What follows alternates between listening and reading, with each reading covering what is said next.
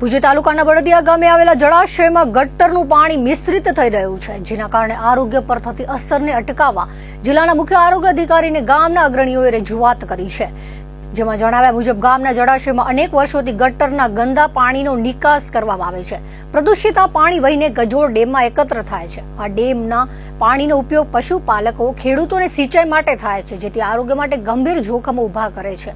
જળાશયની બાજુમાં રહેણાંક ધાર્મિક સ્થાનો, સ્કૂલો, હોસ્ટેલો આવી છે.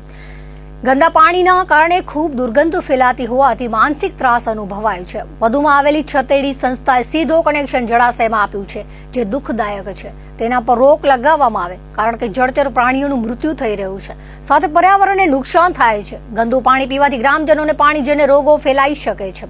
પશુપાલકોના આજીવિકા પર અસર પડી શકે છે. જો તાત્કાલિક પગલાં ભરવામાં નહીં આવે તો આગામી સમયમાં ગામના આરોગ્ય અને પર્યાવરણ પર અસર જોવા મળી શકે તેમ છે.